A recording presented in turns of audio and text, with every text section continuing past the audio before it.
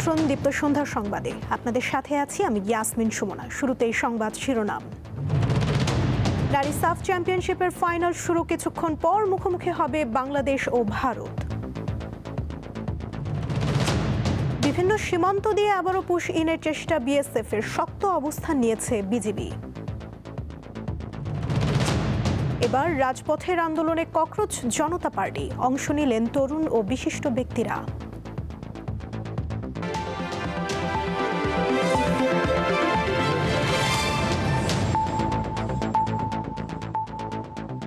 শুরুতে glow and lovely সাফ women's championship 2026।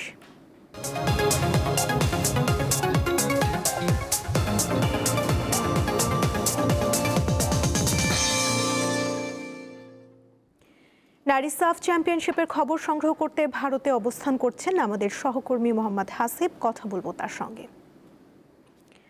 Hasib, final ম্যাচে বাংলাদেশ দলের একাদশ সম্পর্কে আমাদের জানাবেন। এছাড়া ম্যাচ শুরুর আগ মুহূর্তে স্টেডিয়ামের পরিবেশ কেমন দেখছেন?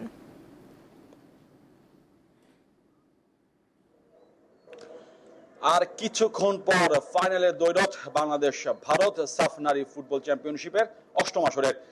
বাংলাদেশের যে স্কোয়াড দিয়েছে সেখানে আসলে শামসুন্নাহার জুনিয়র মূল একাদশে ঢুকেছেন তোহরা, এবং তাতে যেটা হয়েছে যে আগের ম্যাচের অর্থাৎ সবশেষে নেপালের বিপক্ষে খেলা যে স্কোয়াড থেকে দুটি পরিবর্তন এসেছে, এবং সেই সাথে ফরমেশনটা অনেক ভিন্নতা এসেছে।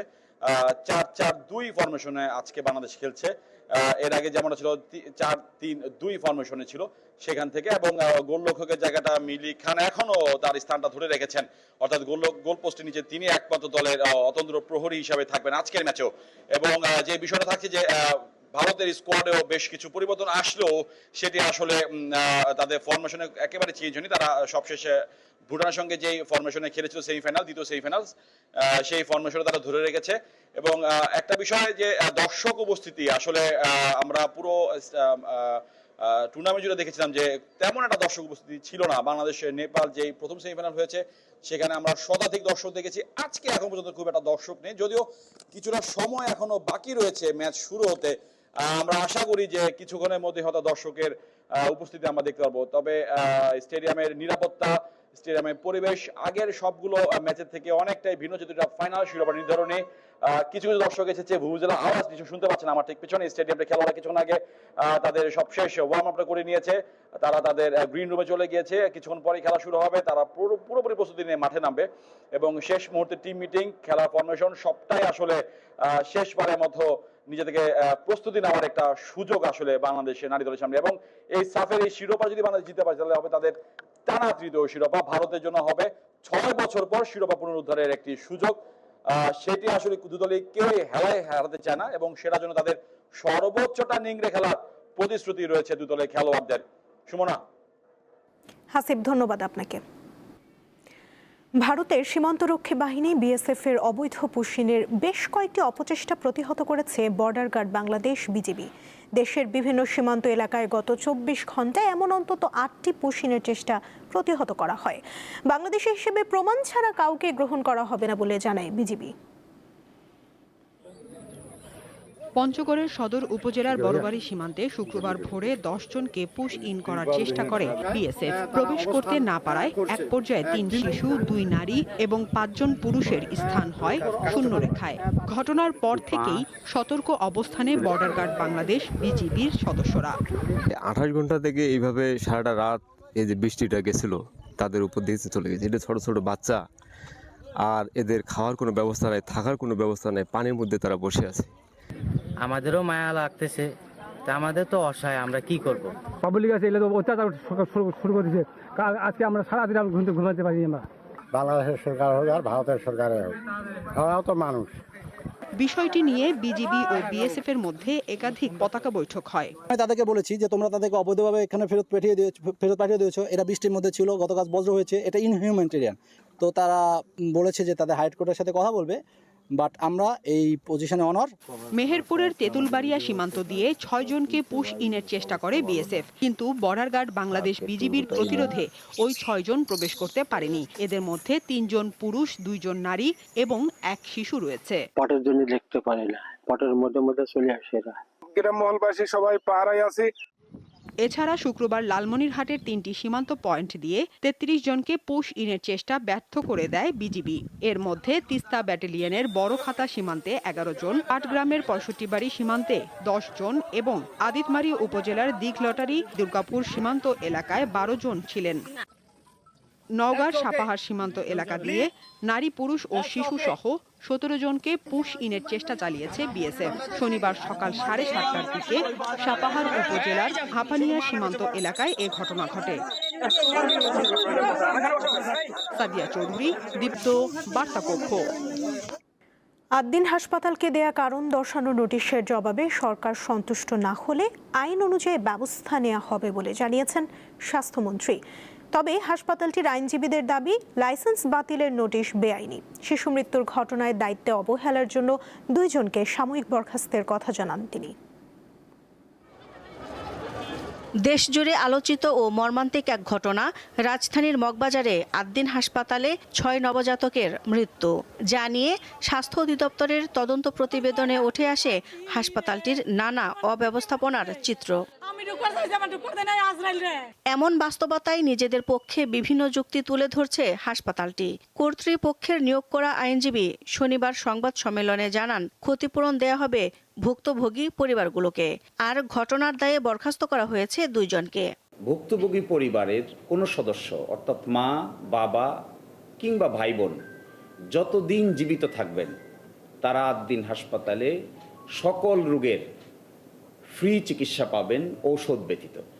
দ্বিতীয়ত, আদ্দিন হাসপাতালের মেডিকেল কলেজ সমূহে কোনো উপযুক্ত ছাত্র যদি থাকে এই পরিবারের, তারা বিশেষ বৃত্তিতে এই মেডিকেল কলেজগুলোতে পড়াশোনা করতে পারবে। সরকার যে কারণ দর্শানোর নোটিশ পাঠিয়েছে তার যৌক্তিকতা নিয়ে প্রশ্ন তোলেন এই আইনজীবী। আর কর্তৃপক্ষের শাস্তি দাবি করেন মারা যাওয়া এক নবজাতকের পিতা।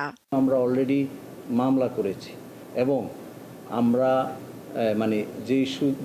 যারা এর সাথে সরাসরি দোষী সাব্যস্ত হবে তাদের সর্বোচ্চ শাস্তি আমরা আবেদন করেছি রাষ্ট্রপক্ষের কাছে। আমরা শাস্তি অলরেডি অবশ্যই চাই, কর্তৃপক্ষের একটা শাস্তি হোক।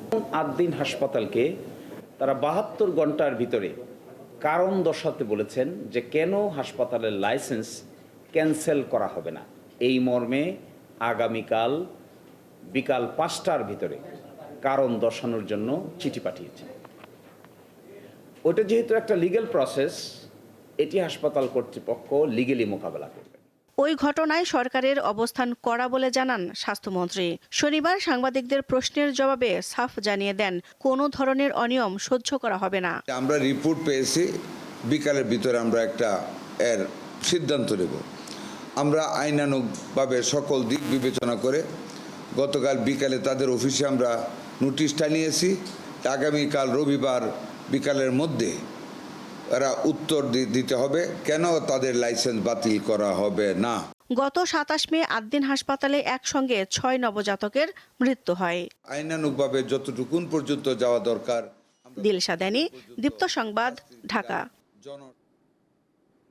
তথ্য ও সম্প্রচার মন্ত্রী জহিরুদ্দিন স্বপন বলেছেন, দেশের 65% সাধারণ ও নিম্ন আয়ের বিদ্যুৎ ব্যবহারকারীকে মূল্যবৃদ্ধির বাড়তি চাপ থেকে সম্পূর্ণ মুক্ত রাখা হয়েছে। শনিবার সচিবালয় ব্রিফিংয়ে কথা বলেন তিনি। তথ্যমন্ত্রী বলেন, বিইআরসি এই সিদ্ধান্তের মাধ্যমে বিত্তবান গ্রাহকদের উপর চাপ পড়লেও নিম্ন আয়ের চাপ মুক্ত থাকবে। ব্রিফিংয়ে সরকারের পক্ষ থেকে বিদ্যুৎ ও জ্বালানি মন্ত্রণালয়ের লিখিত বক্তব্য এবং সার্বিক পরিস্থিতি গণমাধ্যমের সামনে উপস্থাপন করেন প্রধানমন্ত্রীর তথ্য ও সম্প্রচার বিষয়ক উপদেষ্টা জাহিদুর রহমান। আমাদের এখান থেকে মানি লন্ডারিং এর পরিমাণের দিকে তাকাই, আমরা যদি এখানে আমাদের ইনফর্মাল ইকোনমির সাইজের দিকে তাকাই, তাহলে কিন্তু এই 41,000 কোটি টাকা কিন্তু কিছুই না। এবং এই অপরাধগুলি করে এই পরিমাণ কালো টাকার মালিক যারা হয়েছেন, দেশে এবং বিদেশে পাঠিয়েছেন, সেই অপরাধের বোঝাই কিন্তু বহন করতে হচ্ছে। কিছু অলিগার্ককে মূলত সুবিধা দেওয়ার জন্য বিদ্যুৎ জ্বালানি খাত সম্পূর্ণরূপে প্রায় আমদানির উপরে নির্ভর করে রাখা হয়েছিল। আমাদের অনশোর, আমাদের ভূমিতে যে গ্যাস অনুসন্ধান প্রায় স্থবির বা বন্ধ হয়ে গিয়েছিল। অফশোর, আপনারা জানেন যে আমরা এখন অফশোর গ্যাস অনুসন্ধানের জন্য খুব দ্রুত পদক্ষেপ নিচ্ছি। আগামীকাল থেকে মেট্রো রেলের চলাচল রাতে উভয় দিক থেকে 20 মিনিট করে বাড়বে। এই সিদ্ধান্তের ফলে রাতে মতিঝিল থেকে উত্তরার পথে সর্বশেষ ট্রেন ছাড়বে 10:30টায়, আর উত্তরা থেকে সবশেষ ট্রেন ছাড়বে রাত 9:50 মেট্রো রেল কর্তৃপক্ষ জানিয়েছে, রাতের সময় বাড়ানোর লক্ষ্যে গত 1 মাস পরীক্ষা নিরীক্ষা চালানো হয়েছে। রোববার থেকে যাত্রী পরিবহন শুরু হবে। তবে শুরুতে বাড়তি 20 মিনিটে মেট্রো রেল একটি ট্রিপ দেবে, অর্থাৎ একটি ট্রেন মতিঝিলমুখী এবং অন্যটি উত্তরামুখী চলাচল করবে। ফলে এক ট্রেনের সঙ্গে অন্য ট্রেনের মাঝখানে বিরতি থাকবে 10 মিনিটের।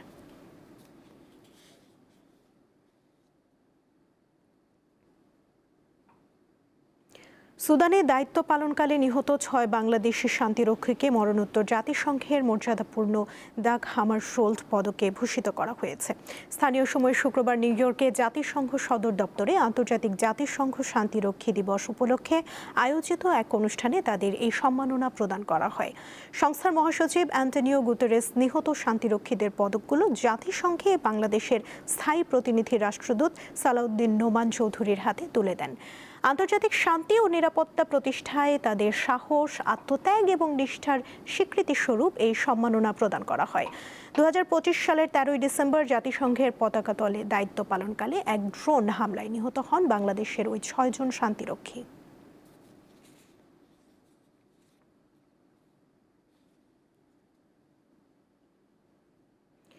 এদিকে কেন্দ্রীয় শিক্ষামন্ত্রীর পদত্যাগের দাবি তুলেছেন ককরোচ জনতা পার্টির প্রতিষ্ঠাতা অভিজিৎ দীপকে। শনিবার দিল্লির যন্তর মন্তরে আয়োজিত বিক্ষোভে এই দাবি জানান তিনি।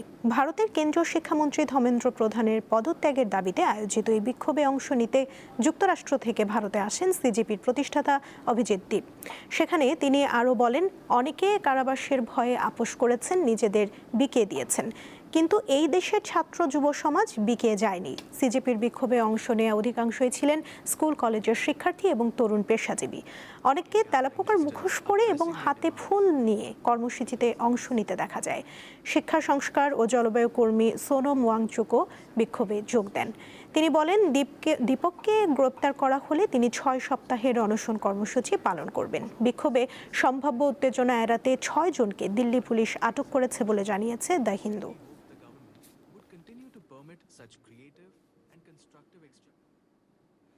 ভারতে মোদী সরকারের ক্রমে গলার কাটা হয়ে উঠেছে ককরোচ জনতা পার্টি সিজেপি। ব্যঙ্গাত্মক অনলাইন প্ল্যাটফর্ম হিসেবে জন্ম দেয়া গ্রুপটি এরই মধ্যে নেমেছে রাজপথের আন্দোলনে।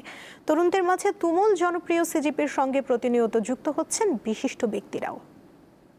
সাহাব, গরিব কো মুফত কি চিজ নেই চাহিয়ে। তরুণদের জন্য, তরুণদের দ্বারা, তরুণদের রাজনৈতিক প্ল্যাটফর্ম, এই স্লোগান নিয়ে গত 16 মে যাত্রা শুরু করে ককরোচ জনতা পার্টি বা সিজেপি। ব্যঙ্গাত্মক এই অনলাইন প্ল্যাটফর্মটির ইনস্টাগ্রামে অনুসারীর সংখ্যা 2 কোটি ছাড়িয়ে এগিয়ে চলছে। এরই মধ্যে যুক্তরাষ্ট্রের বোস্টন থেকে দিল্লি পাড়ি দিয়েছেন সিজেপির প্রতিষ্ঠাতা অভিজিৎ দীপকে। ফিরেই বিভিন্ন পরীক্ষার প্রশ্নপত্র ফাঁস, শিক্ষার্থীদের বিপত্তি ও কেন্দ্রীয় শিক্ষামন্ত্রী ধর্মেন্দ্র প্রধানের পদত্যাগের দাবিতে শনিবার ভারতের সংসদ ভবনের নিকটবর্তী একমাত্র সমাবেশের স্থল যন্তর মন্তরে বিক্ষোভ করেন। রাজনৈতিক পর্যবেক্ষকদের মতে দীপকের দিল্লি আগমন রাজধানীতে নতুন কোনো উত্তেজনার পূর্বাভাস দিচ্ছে। ক্ষমতাসীন দল বিজেপি প্রচার করছে এই আন্দোলনকারীদের পেছনে পাকিস্তানি মদদ রয়েছে। আরও রয়েছে ভারত বিরোধী মার্কিন ধনকুবের জর্জ সোরোসের হাত। অভিজিৎ দীপকেও সংশয় প্রকাশ করে বলেছেন, দেশে ফিরলে তার স্থান হতে পারে দিল্লির তিহার জেলে। ককরোচ জনতা পার্টির আন্দোলনকে তীব্রতর করে তুলতে পারে ভারতের লাদাখ অঞ্চলের বিশিষ্ট অধিকার কর্মী সোনম ওয়াংচুকের সমর্থন। তালিকায় আরও রয়েছেন চিত্র পরিচালক অনুরাগ কাশ্যপ, কুণাল কোহলি, অভিনেত্রী কঙ্কনা সেন শর্মা, দিয়া মির্জা, ফাতিমা সানা শেখ ও এশা গুপ্তা, কৌতুক শিল্পী কুণাল কামরা এবং তৃণমূল কংগ্রেসের সাংসদ মহুয়া মিত্র ও সাবেক ক্রিকেটার কীর্তি আজাদও সিজেপির পাশে রয়েছেন। সিজেপিকে সমর্থন জানিয়েছেন ভারতের প্রবীণ ও বিখ্যাত সমাজকর্মী আন্না হাজারে। তরুণদের এই প্রতিবাদের প্রশংসা করে ভারত সরকারকে আহ্বান জানিয়েছেন আন্দোলন ও ক্ষোভকে যেন গুরুত্ব দেওয়া হয়। 3 জন নতুন মুখপাত্রের নাম ঘোষণা করেছে সিজেপি। মূল নেতৃত্বে থাকবেন অভিজিৎ দীপকে, প্রধান মুখপাত্র সাংবাদিক সৌরভ দাস, বাকি 2 জনের একজন রাজনৈতিক গবেষক ও চলচ্চিত্র নির্মাতা বিজেতা দাহিয়া, আর অপরজন সাবেক ম্যানেজমেন্ট পরামর্শক আশুতোষ রানকা। সাইফুর রহমান শিশির, দীপ্ত বার্তা কক্ষ। নাইজারের উত্তরাঞ্চলে সাহারা মরুভূমির এক প্রত্যন্ত এলাকায় পিপাসায় অন্তত 49 জনের মৃত্যু হয়েছে বলে জানিয়েছে স্থানীয় কর্তৃপক্ষ। মরুভূমির চরম প্রতিকূল পরিবেশে এতগুলো মানুষের মৃত্যুর মধ্যে বেঁচে ফিরেছেন মাত্র 2 জন। তারা মরুভূমির তপ্ত বালুর উপর দিয়ে বহুদূর পথ হেঁটে লোকালয়ে পৌঁছে কর্তৃপক্ষকে খবর দেন।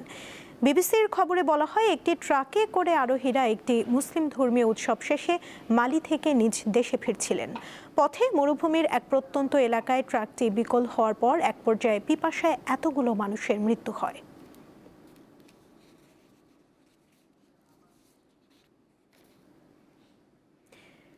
দীপ্ত সংবাদ শেষ করার আগে শিরোনামগুলো জানিয়ে দিচ্ছি আরও একবার। নারী সাফ চ্যাম্পিয়নশিপের ফাইনাল শুরু কিছুক্ষণ পর মুখোমুখি হবে বাংলাদেশ ও ভারত। বিভিন্ন সীমান্ত দিয়ে আবারও পুশিনের চেষ্টা বিএসএফের, শক্ত অবস্থান নিয়েছে বিজিবি। রাজপথের আন্দোলনে ককরোচ জনতা পার্টি, তরুণদের সাথে বিশিষ্ট ব্যক্তিদের অংশগ্রহণ।